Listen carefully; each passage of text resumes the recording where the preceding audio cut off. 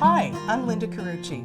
I've been teaching cooking for nearly 30 years, both to chefs in training and home cooks of all levels. I learned a lot about cooking from my mother and my Italian grandmothers, and then I went to cooking school, very French. Over the years, I've learned lots of cooking secrets and tips and tricks and techniques that have made my cooking more fun and a whole lot easier. And then I wrote this book, Cooking School Secrets for Real-World Cooks. After 40,000 copies have been sold, I'm thrilled to say it's now available as an ebook. I'd love to give you a taste of what's inside. Ginger is great for digestion, and it adds a terrific flavor to stir fries, like my stir-fried velvet chicken with cashews. I put a little piece of wax paper down on my cutting board here to keep things clean. And the first thing I'm going to do is trim the ginger knobs. This is a bird's beak knife, aptly named for the shape of the blade. And it's really helpful to trim off these knobs so they don't spray too much in the process of removing the rest of the peel. Now, a lot of people think you need, a special kind of peeler to remove the skin, but I find a common everyday kitchen spoon works really, really well. And all you do is drag it along the peel, and it comes off really, really easily. The thing that is really nice about the spoon is it takes off just the top layer of skin that would be really fibrous, and you wouldn't want to add to your stir fry. So next thing I want to do here is take the microplane and just scrape the ginger crosswise down the blade of the microplane zester. And you can see that I'm getting a nice thin puree of ginger, the equivalent of minced ginger. You don't want to go lengthwise because then you'd end up with strings, and that's not very palatable. So we'll just do this until we see some fall off, as we have here. And then I'll scrape up a teaspoon of freshly grated ginger that's really, really moist and juicy. You can see how juicy it is.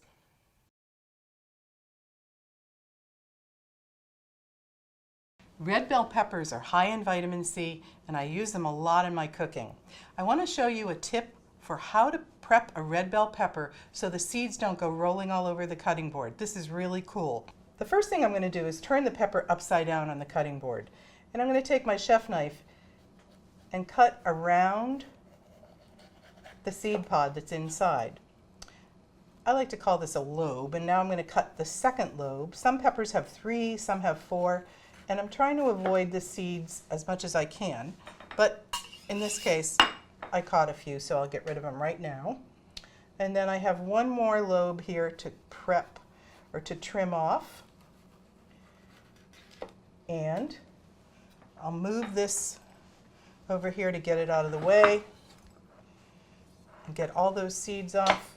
Look, this one looks like it might be having a baby. And then we'll take these pepper seeds out, and we're ready to go. Now, if you're making red bell peppers for the contadina recipe that has them roasting in the oven with sausage and peppers, what you'll do is just cut them into strips. I'm going to cut this little piece off here.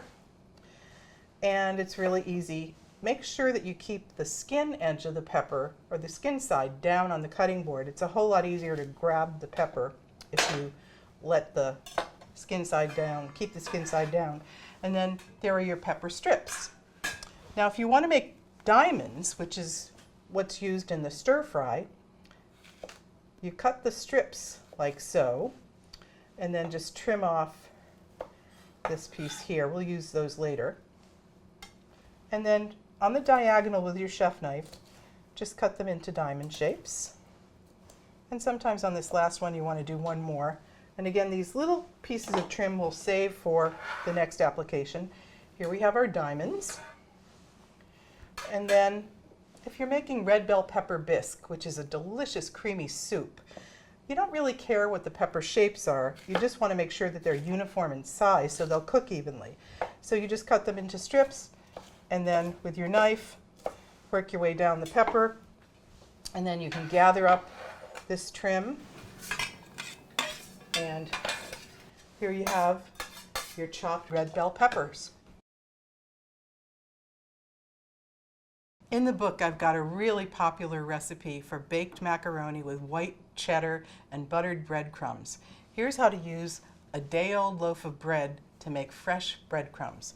As you can see, I've cut the bread in half, and I'm going to put the cut side down on the cutting board while I use a serrated knife to shave off the crust. I'm going to use a food processor to process this bread into pieces that are about no bigger than the size of the average thumbnail. That's the size of a standard fresh breadcrumb. These are not to be confused with dried breadcrumbs, which are really fine and they're sort of powdery. They're great when you're breading something for deep frying, like fish and chips. But in this case, we want the bread pieces to be big enough so that they absorb some of the juices, or in this case with the macaroni and cheese, so that they form a really crusty, crispy exterior on top of that mac and cheese. I'm going to break the bread into chunks, and it doesn't really matter what size they are. And you can see this bread, it has a little bit of resistance because it is a day old. You can even use bread that's 2 days old. And sometimes if I don't need fresh breadcrumbs right away, I just freeze whatever I have left over and then let it defrost and make breadcrumbs this way. Now I'm going to put the top on the processor and just let it rip. Check periodically to see how the sizes are. And we've got fresh breadcrumbs. Just that easy. Make sure when you're taking the food processor bowl off the stand, you hold the blade in place with your finger there, and then give the blade a little turn, and there you have fresh breadcrumbs. Crumbled blue cheese is one of the main ingredients in an arugula salad with grilled red onions that I like to serve with grilled ribeye steaks. Sure, you can buy crumbled blue cheese in the market, but you don't really know what the quality is, and it's a little expensive. One way to guarantee that you're getting what you want is to buy a big piece of blue cheese and crumble it yourself. But how do you prevent all that cheese meltedness from getting all over your fingers? Well, here's a trick I learned from an intern. It's great. You just take a fork and let the fork do the work, breaking up the cheese onto a plate. And it really, really makes a difference if the cheese is cold. This one's a little bit coldish to room temperature, but you can see it's still working just fine. And then depending on how small you want the crumbles, you can just keep working it over with the fork. And then you have a beautiful plate of crumbled blue cheese. Have you ever struggled with making a batch of hummus in a food processor and having a challenge scraping the blade clean? I'm going to show you a few secrets today for how to avoid that problem. And in the process, I'm going to make muhammara, which is a Middle Eastern condiment or spread. Today we're going to make a dip called muhammara. These are red bell pepper strips, roasted red peppers, toasted walnuts, and then I have cumin, ground cumin. It's nice if you get to toast it first. This is Aleppo pepper. You could use crushed red pepper flakes. This is from Syria or Turkey. And then some kosher salt. I'll whirl these around together in the food processor just to get them mixed up. There. Now, it's really important when you're using a processor to combine disparate ingredients like this that you scrape the sides of the bowl so everything becomes incorporated. Now, we're going to add a couple of tablespoons of olive oil. Notice I'm precisely measuring this. And then we'll add a couple of tablespoons of my favorite ingredient here, pomegranate molasses. Look how thick and rich this is. This is just basically the boiled down juice of pomegranates. And it's what gives muhammara its characteristic flavor and color. Did you see how I twisted that at the end? That's to prevent it from dripping down the lip of the bottle. and a little tomato paste. Here's another secret, no extra charge. I love to buy tomato paste in the tube. What happens is you get to squeeze out as much as you need. This is about a tablespoon, and you don't have to fight with a can. So let me give this another whirl and see what we have.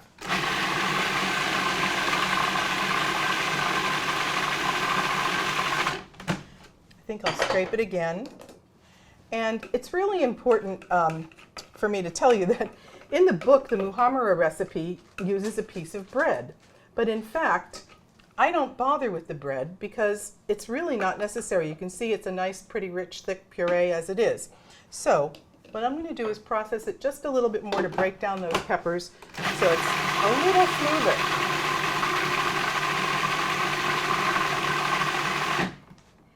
Okay, I want to transfer the muhammara to this platter.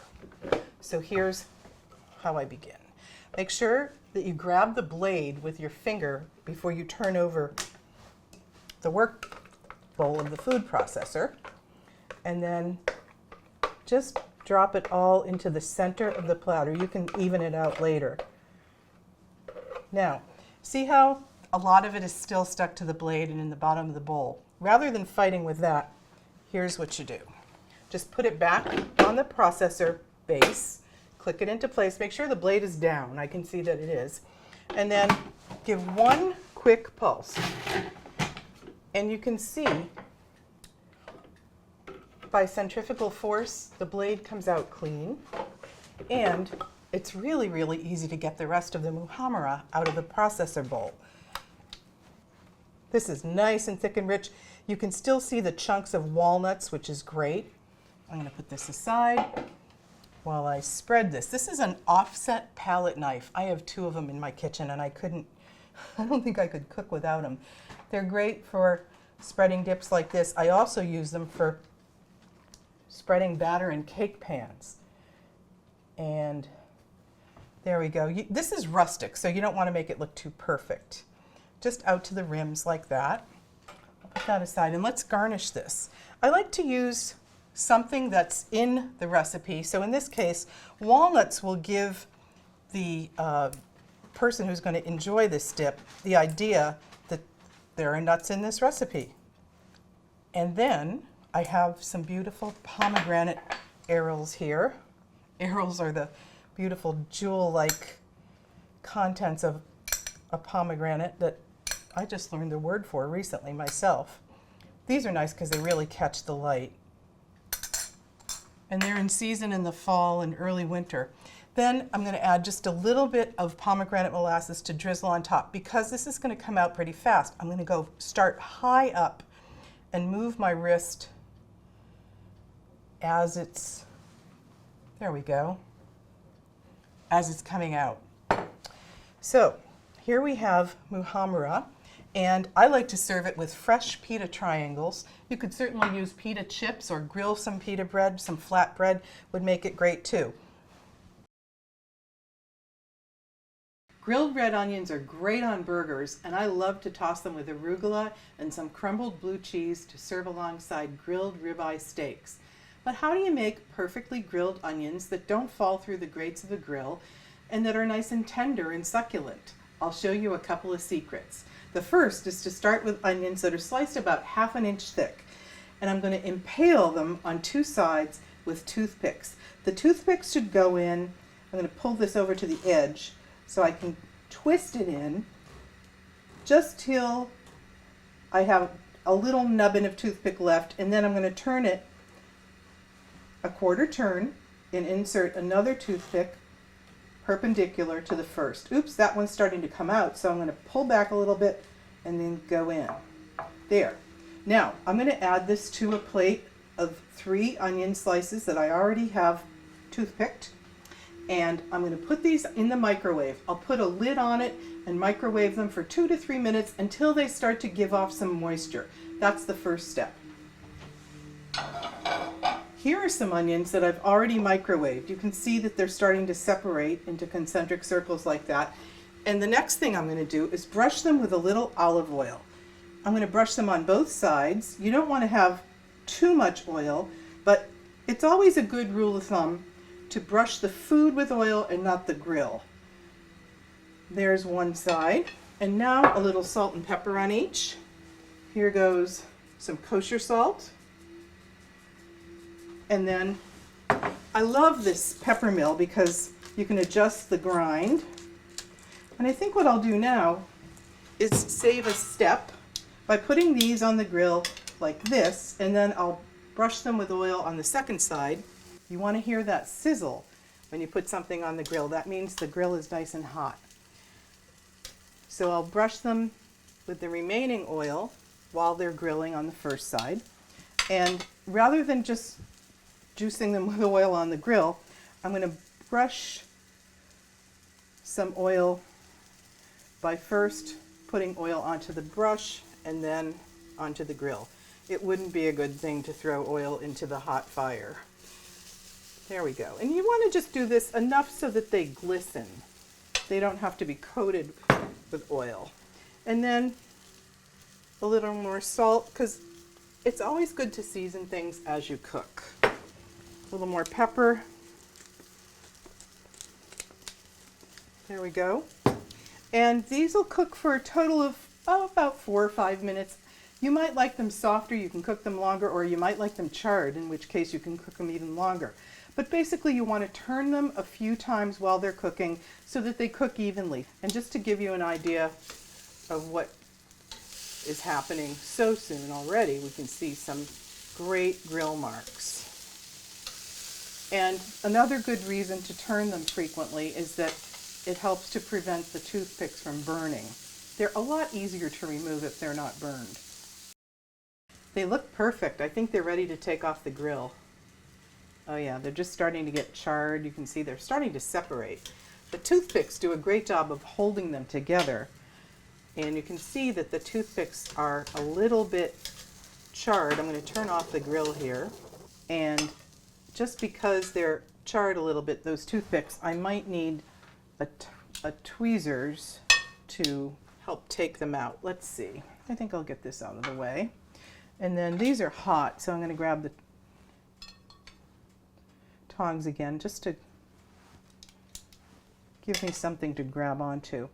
You want to twist when you remove the toothpick. Oh, that's perfect. Coming out really nicely. And then the other nice thing about holding them like this is they'll stay together in a nice round shape. They are done enough so that you can separate them, which is what I like to do when I put them in the salad. But if I'm putting them on a burger, I like to serve the whole onion ring, just like that. You can see how soft and supple they are. Cooking onions brings out the natural sugars in them, so it's going to make your food taste so much better just because they're cooked. Raw, there's nothing wrong with raw onions. They're great too. But I think you'll find that these are really, really satisfying. And the last one. There we go. So look, no onions were sacrificed to the grill. And here we have perfectly grilled red onions ready for burgers or to take apart and toss in a salad. Thanks for watching these 7 simple secrets. I'll leave you with a quote you'll find at the back of the book. The author's unknown, but I have a feeling it's a riff on a Maya Angelou expression. People may not remember what you served them or on which china you served it, but they will always remember how you made them feel at your table.